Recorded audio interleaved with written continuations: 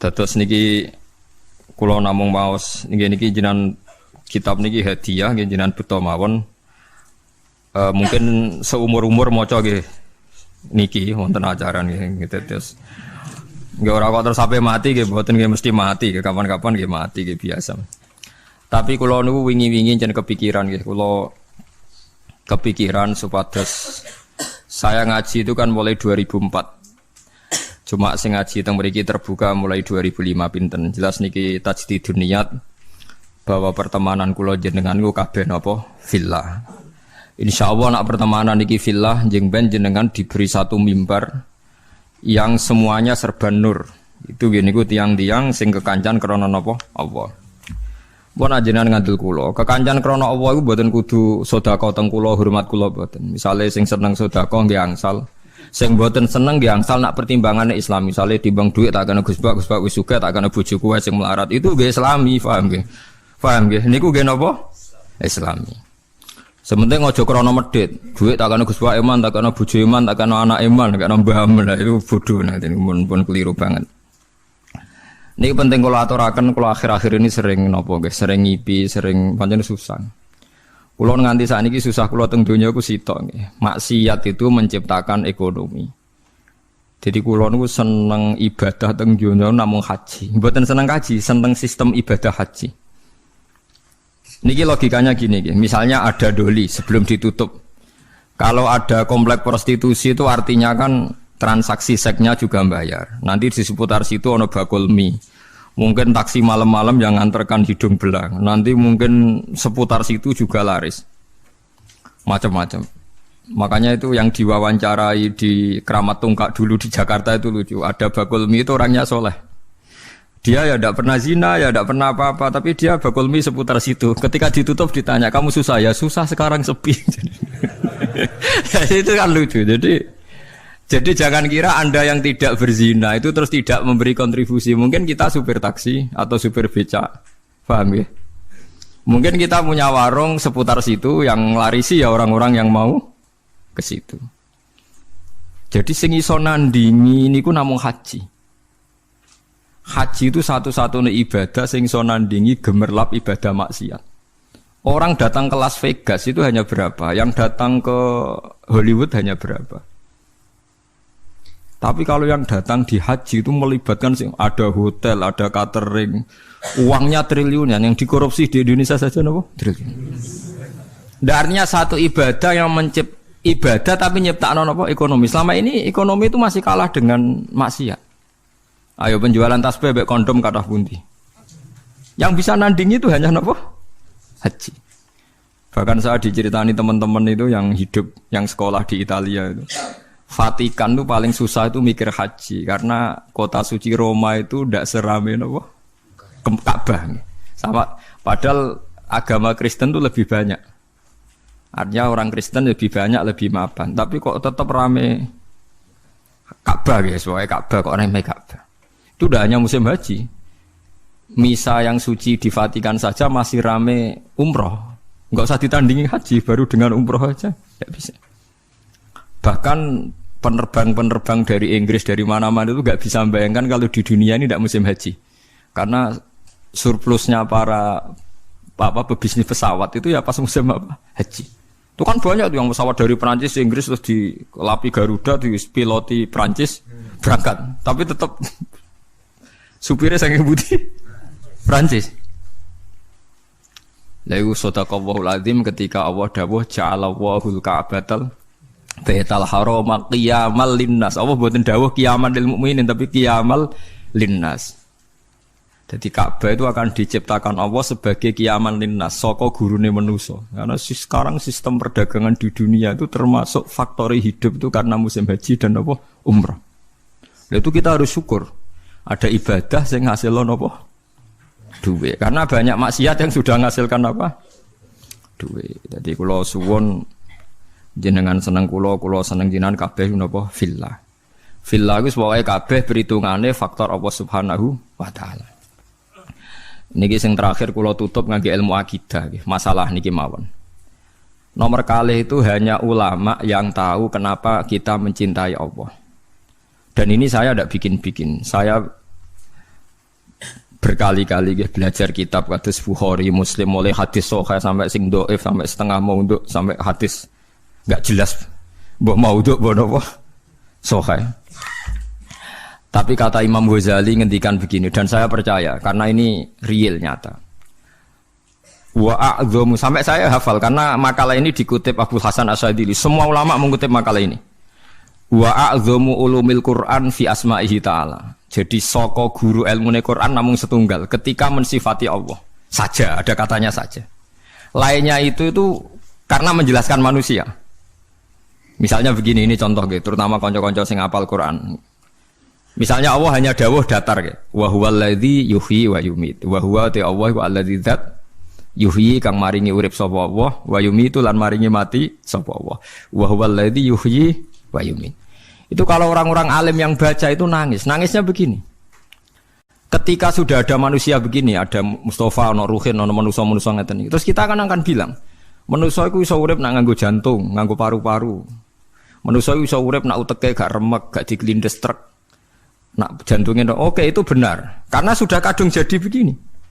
Tapi ini ilmu yang ditopang adat. Karena manusia ya sudah begini, maka hidupnya butuh jantung, butuh paru-paru. Tapi itu ilmu kesekian. Hakikate iku ra ilmu, iku hakikate ra ilmu. Yang kita lihat manusia urip iku butuh jantung, butuh paru-paru. Itu udah ilmu. Itu yang kita ketahui. Paham ya? Tapi nak hakikate ilmu namung setunggal. Allahu la ilaha illa huwal hayyul qayyum. Ya Allah iku sing dadi ilmu. Artinya ngene, ketika Allah gawe manusa saka pasir, ora ana jantunge, ora ana paru-parune, ora ana unsur kehidupane. Pertama manusia diciptakan dari apa? Tanah kan? Tanah itu tidak ada jantungnya, tidak ada paru-parunya, tidak ada unsur kehidupannya. Tapi Allah bisa, wa huwal ladzi yuhyi. Karena Allah memang bisa menghidupkan. Nah, pentingnya ilmu ini penting nanti setelah kita mati jadi tanah. Kita tidak pernah janggal bagaimana Allah cara menghidupkan. Karena kita mensifati Allah bisa menghidupkan zaman kita berupa tanah. Maka Allah akan mudah lagi setelah kita jadi tanah, Allah ya akan mampu menghidupkan lagi. Lah kita ini dididik orang kafir atau orang sekuler untuk percaya paru-paru jantung, terus percayane kenemen rendah. Wong Islam diam-diam ya melok mamang pisan. Mosok wis mati suwi iso tangin neh carane piye lha iku musibah. Napa iku napa musibah. Lah saya itu berkenalan dengan jenengan hanya punya kepentingan itu supaya iman-iman yang faktor Allah itu hidup lagi. Ya iman-iman sefaktor Allah napa hidup lagi. Kita bilang kalau kita tidak makan mati itu yang kita ketahui, tapi itu udah ilmu. Kita nggak akan ngomong bisa hidup itu dengan paru-paru jantung itu yang kita ketahui, tapi itu tidak ilmu. Yang benar-benar ilmu kayak wa huwal ladzi yuhyi wa yumiit. Paham sih kalau maksudnya? Lah itu pentingnya kenal ulama. Lah kalau kamu begitu berarti benar-benar mencintai Allah karena Allah kamu zat yang super, yang luar biasa. Nah tapi nak nyifati Allah kaya wong awam, carane urip piye tanpa jantung? Padha karo kene nakoki pangeran. Ndak iso tenan Gusti jenengan kula urip tanpa napa? Pangeran ibu takoki ngono gitu kan. Lah itu termasuk al-mutahabbina fillah, orang yang mencintai ulama karena ulama lah yang bisa memuji Tuhan. Lane tiyang Yahudi, tiyang Nasrani dikritik Allah wa ma qadaru wa haqqan qadri. Mereka tidak bisa menghormati Allah dengan sepenuh-penuhnya sifat Allah. Karena mereka sering mengukur kekuasaan Allah ambek yang mereka lihat. Nggih ambek yang mereka napa? Lihat. Mulane gejolkane Quran anggo jelek wong Yahudi. Orang Yahudi itu meyakini Isa itu anak zina karena Maryam tanpa bapak kok punya anak berarti anak nopo zina. Terus cari pangeran anggota wong Yahudi jarene cerdas pikir kok. Cara pangeran yo gampang. Inna masalah Isa inta wahi kama salih nopo Adam. Nak Isa iku mokal mergo tanpa bapak kudune wong Yahudi luwih ingkar anane Adam. Adam malah tanpa bapak tambah ibu. Lah ya iku pentingnya ngaji. Ngaji iku sono pembanding. Dadi kowe nak dewa-dewa no yang Anda ketahui, Anda akan jadi kafir. Meskipun gak kafir yang terang-terangan, tapi kafir diam-diam. Perkara ini meragukan kekuasaannya apa? Allah. Jadi kulane kan delok wong nggih bingung. Aku nak ra umume wong jare ra pinter, nak kaya umume wong dadi setengah kafir. Ya memang repot jadi ulama, tapi harus berani ngomong. Nah, itu tadi makanya Imam Ghazali bilang Quran ilmu tertinggi itu ketika hanya nyifati Allah, kata wa huwal ladzi yuhyi wa yumiit. Allah bisa menghidupkan tanpa syarat. Wa yumiit ya tanpa syarat. Jadi ya begitu. Misalnya begini bedanya ya. Saya bisa hidup kan karena makan, karena minum. Tapi orang Islam disuruh yakin ada makhluk Allah di sana yang kita tidak tahu, namanya malaikat. Itu hidupnya jutaan tahun tanpa makan, tanpa minum. Itu kalau ulama langsung tahu, kita dengan malaikat tidak ada bedanya. Artinya kalau Allah bikin Jibril butuh makan ya bisa. Kita dijadikan kayak malaikat tanpa makan, ya bisa. Karena ujung-ujungnya keputusan tertinggi, malaikat rah butuh mangan, ngono iku ya ora krana saktine malaikat, tapi krana kersane Allah. Kita digawe lemah ngene iki ya ora krana kita lemah ya mergo kersane Allah. Itu disebut napa wa wallazi yuhyi wa yumiit. Paham gini iki penting kula aturaken dados kula nggih mungkin hanya sekali niki mukadimai kitab ini sudah saya cek hadisnya. Ini kan kitab Ihya, terus yang terakhir itu sarahnya Ihya Sayyid Zabidi. Sayyid Zabidi itu yang mensarai Ihya. Kebetulan kalau kemarin itu sering menghatamkan Ihya. Urut, maksudnya buatan maca acak, buatan urut. Nah, sampean kan ya ora urut, ya ora hatam. Jadi artinya umpama maca ku ya mungkin tahu hatam tapi ora urut. Kayak ngaji kilatan, nak ngaji hatam tapi buatan apa? Urut. Ihya itu dikarang tahun 450, beliau lahir kapundhut 505. Ora ono sing nyarai, 600 tahun enggak ada yang mensarai. Sing nembe tahun 1200 wonten sing nyarai tiyang alim saking Yaman. Termasuk Sayyid Dzurriyyah Kanjeng Nabi ini jenis Sayyid Murtadho napa Az-Zabidi. Wonten sing maca Zubaidi, tapi kula nak maca Az-Zabidi. Nah, ketika saya baca itu terakhir beliau di kesimpulan pada akhirnya sing diridani Allah itu nanti hanya orang yang saling mencintai karena napa Allah. Karena ini yang menciptakan agama, kata beliau, karena ini yang menciptakan apa? Agama. Terus Sayyid Zabidi nyontohkan orang Islam yang paling fasik hukumnya gimana, ini juga ikut menciptakan agama. Ya misalnya begini ya, di Jogja misalnya kan mayoritas Islam. Masih preman jenenge Nur Aini engko misalnya sing wong nakal jenenge Solikati sebagai masih gitu. Paling ndak itu kalau ditanya masjid itu roh ya ora janggal nek wong Islam. Ya kita menjadi mayoritas di Jumatan raisin, sampai sholat raisin, mergo mayoritas Islam meskipun ketemu orang-orang yang tidak nopo sholat. Tapi kalau ada misalnya hidup di Australia atau hidup di Ambon, namanya siapa Martinus, sopo jeneng Kristen, terus kita takok apa sholat, kita takok masjid rawani, wes meragukan orang ra jelas, sing ditakoki tidak nopo Islam. Tapi wong fasik sing ora sholat lah asal Islam, kita takok masjid ora sungkan wong ndekne Islam. Itu zaman Sidina Umar ngendikan apa orang fasik Islam dapat saham ghanimah, jawab Umar dapat karena memperbanyak kuantitas. Lah iku ya al-mutahabbina napa? Fillah. Kula niku nate diceritani kanca-kanca tangga kula sing kerja teng Malaysia, TKI teng Malaysia. Itu pernah satu kapal tuh saking banyaknya penumpang itu ada Jumatan karena pas dina Jumat. Walhasil penumpang sebagian sing non muslim gak seneng. Karena dak bawah itu dipakai Jumatan, yang tempat publik itu dipakai Jumatan. Wong Islam senengane ganggu wong ae, wong kapal wek wong akeh dienggo Jumatan. Itu sing ngomong ngono dijotosi. Sing jotosi sing ora Jumatan. Dadi yo dene ra Jumatan jagongan mbek Cina. Ngono niku tangga kula. Aku ora trimo Gus tak jotos. Lah kowe Jumatan nggih mboten. Jadi jangan kira orang Islam yang tidak Jumatan itu tidak bela yang apa? Jumatan. Kok dua iman, dua apa? Dua iman. Ya masalah Islam sing kereng-kereng ngoten niku terus saleh kok sampean nggih mboten. Nggih seru-serunan ngoten mawon, tapi nggih penting. Lane ngendikane sing aran hikam, umpama nure wong mukmin sing maksiat ku dipadangno iku tembus langit sampai akhir bumi. Iku mukmin sing napa? Maksiat. Mergo ana nure iman, nggih ana nure iman. Lah nure iman ngopo? Ndekne nyebut Allah. Coba yang mentabukan Tuhan Yesus itu siapa? Wong Islam sak donya mergo darani pangeran namung Allah Subhanahu wa taala. Artinya ndekne duwe ketakwaan iku nyingkir liyane Allah kemungkinan menjadi Tuhan. Dia tetap ikut sebagai duta kita menafikan selain Allah kemungkinan jadi Tuhan. Soal dekne zina, maksiat, maling ya iku maksiat ngono wae, tapi tetep dekne membunuh orang mlakune teori non apa Islam. Lha iki sampeyan saiki hitung secara ekonomi, mengko kowe dadi pangeran. Kowe mari ora roh. Ora roh nek Allah ngitung per miskolan apa? Cara saiki hitung cara model dagang. sak Bantul lah misalnya contoh sak Bantul iku Islam kabeh, gak salat kabeh. Sing salat iku mau 10%. Berarti butuh masjid misalnya 100. Tapi berhubung Islam kabeh gak butuh gereja blas. Berarti kan gak ada sistem bisnis yang karena faktor nopo gereja. Satu, patung Yesus ora payu, gereja ora payu, mergo Islam kabeh. Artinya sebab gak ono gereja itu sebabnya apa? Sebab pokoknya Islam soleh pasal Islam. Mboten tak bedheki. Sebabnya ora ono gereja itu asal Islam apa kudu Islam soleh? Asal Islam. Berarti asal Islam itu wis iso gusur kemungkinan ono tempat kemusyrikan. Mbok sekali-kali ngregani wong ora saleh kancamu ya kowe dhewe udah sawangane ora siap aku ngelem ora saleh. Olehmu sombong lho, padha ora saleh kok ono ngelem ora saleh. Artinya memberi kontribusi kan tetap. Memberi kontribusi keantian kepada kemusyrikan. Paham ya maksudnya?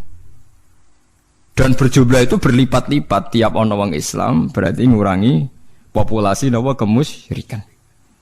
Bariku kowe dhe anak senajan ora salat.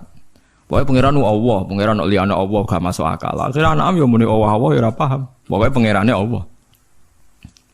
Wah kata, mulane sing diarani iman kuwi yo mok syahadatu alla ilaha illallah wa anna muhammadar rasulullah sing diarani. Lah, sing diarani Islam lah iku ana butuh salat barang. Lah saiki wong ku bodho masal, mangsane iman mbek Islam ku dadi sita.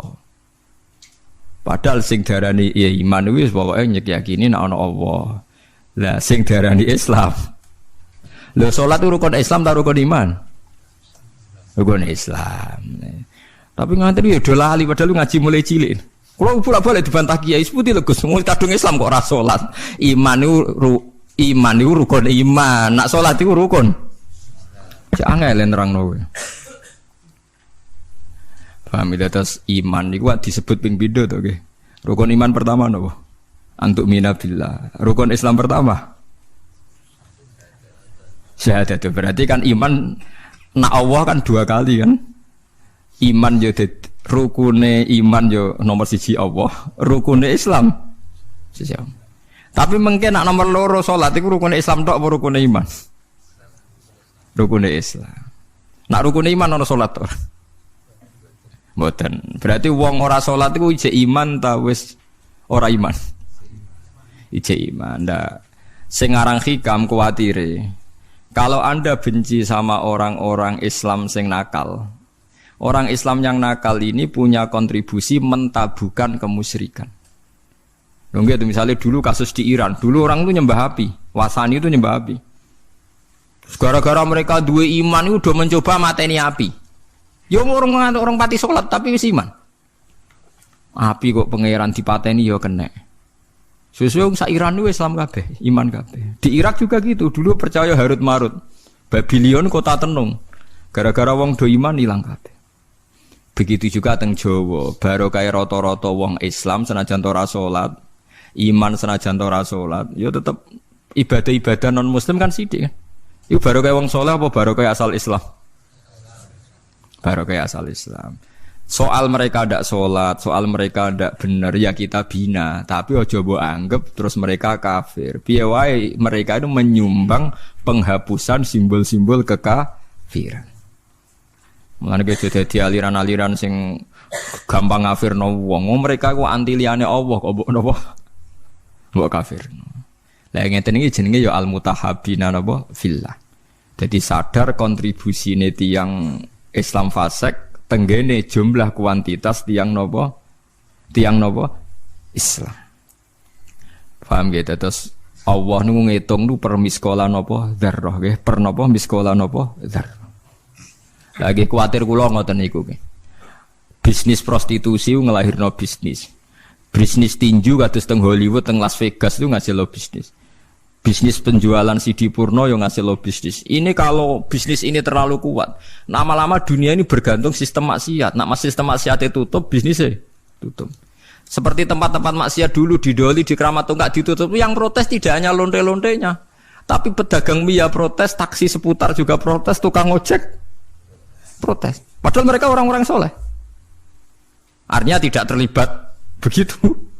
Tapi sudah menjadi sistem apa? Bisnis, sistem ekonomi. Lah kula suwun jenengan dalam kesalian nak iso juga jadi sistem napa? Ekonomi supaya lebih kuat. Ini kados Ka'bah niku.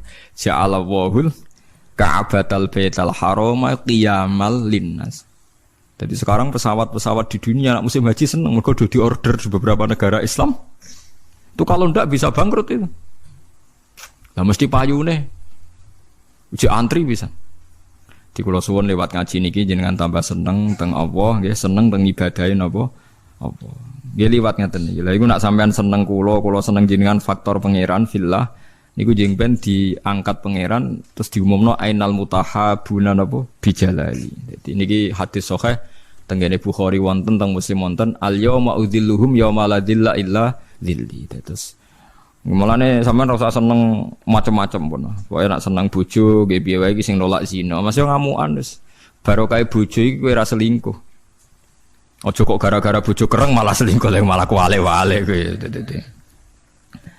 Malah kuwale-wale.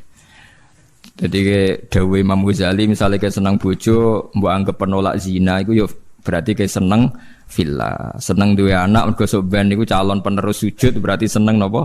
Villa. Terus seneng wong Islam sing ora tau salat, ora tau zakat, mergo piye wae anti kemusyrikan, anti nyembah liyane Allah, iku ya seneng villa. Ya semuanya ya ada kadarnya, tapi piye wae asal mukmin berarti dekne anti Tuhan selain Allah. Pun kita terus niki kitab jenengan simpen pokoke bahwa niki napa memperbarui ukhuwah nggih, memperbarui ukhuwah bahwa hubungan kula jenengan niku villa. Mulane kula mboten nate kecewa mbek jenengan, mbok kurang sopan, mbok kurang apa mboten roh. Mboten roh. Ora sopanem piye ora roh. Sopanem piye mboten roh. Iki kula niati kula ngaji teng mriki seneng napa villa. Lah kangge kanca-kanca sing hafal Quran sing saged ngaji kula suwun nak maca Quran terutama ning sifate Allah niku sing sifat hakiki. Liyane niku disebut Quran karena menjadi hukum publik. Ya kados tadi misalnya sampean jagoan mbek tiyang ditakoki. Misale Ruhin jantungnya dicoplok urip ta ora? Nggih sampean jawab ya Ruhin nek jantungnya dicoplok ya mati. Nek disembelih ndase prudul mati ta ora? Ya mati. Tapi kowe ra iso nyifati Allah. Allah iso gak gawe Ruhin ndas tok urip. Tetap kita sifati saged. Nggih, tetap kita sifati saged. Lah misalnya kita memaksakan terus bayangnone piye ya ndas tok urip. Yo guys saiki bayangno zaman pasir dadi Nabi Adam piye? Lah iku melane kadang Allah iku ora nyebut objek tapi mau nyebut wa huwallazi yuhyi wa yumit. Allah sing nguripno lan sing matekno gak nyebut objek. Mergo nek nyebut objek, wong ra iso bayangno ndas keputul urip, wong tanpa jantung urip. Mergo kesuwen oleh delok wong urip ku syaraté nganggo sirah. Paham ya? Tapi misale kowe dadi Nabi Adam. Misale kowe bayangno dadi Nabi Adam barang rapopo kowe bayangno dadi Nabi Adam. Tuwangi ning donya dhewean. Gusti kula king pundi? Niku lho kok pasir. Menawa Nabi Adam malah janggal. Ana wong kok ora percaya. Menawa nak ketemu pasir kok ora dadi aku ya. Mergo dekne ngerti iku jenise, napa? Mergo ngerti iku apa? Cara kowe dadi Nabi Adam dhewean. Angger dikandani pangeran niku kula urip king pundi Gusti? Iku lho kok pasir. Menawa tiap roh pasir kok gak dadi aku, malah dinteni dadine kan? Karena dia pengetahuannya tunggal, materinya kok apa? Materinya kok apa? Pasir. Nah, makanya ilmu yang kita ketahui sekarang itu jangan menipu. Mulane kula nu sering debat mbek kiai ditangeli ngeten. Gus, mosok wong ning pawanase neraka jek iso urip. Lah piye napa nek neraka urip ra iso? Ketoke kok angel, Gus. Lah gak ada nyoal neraka kok koyo PKI ya. Masuk kita alal-alal banyu ayo ora iso urip. Ada sing soal neraka mesti kecampur PKI. Kita ini kan menjadi aneh, seakan-akan menggugat mosok ning neraka panas ngono wong iso urip. Kenapa objeknya neraka ora ngenyek Islam, ngenyek agama? Padahal kita juga gak bisa membayangkan urip dicelupno banyu, dilelep-lelepno, kowe iso urip ta? Ndak bisa kan? Lha ya rak padha-padha ra iso iku kudune contone aja neraka, iku contoh agama, contone banyu ditimbun ning tanah. Kalau nuruti ilmu manusia tidak bisa bayangkan hidup kan tidak hanya di neraka kan, ditimbun tanah ya tidak bisa hidup, ditakok jero banyu tidak bisa hidup. Lah podo Kita sendiri aku dhewe bayangno ning donya iso urip ku ya aneh. Wong ora ro sebabe urip kok iso urip. Mana kalau nanti ketemu tiang radi PKI itu tobat gara-gara ngaji kula tak takoki ngoten. Lah kowe kok iso urip sebabe apa? Ya ndak tahu pokoknya hidup. Nang kowe dhewe urip ora ro sebabe kok saiki bareng urip tak kok apa? Iki kula suwun nggih dados sifate Allah sing paling dhuwur teng Quran niku napa? Ketika Allah nyebut sifate piyambak tanpa objek nggih, tanpa napa? Objek. Mulane ngendikane Kanjeng Nabi a'dzamu ayatin fil Quran napa ayatul kursi. Mergo mboten nyebut napa objek, namung Allahu la ilaha illa huwal hayyul qayyum. Allah ndat sing berdiri sendiri.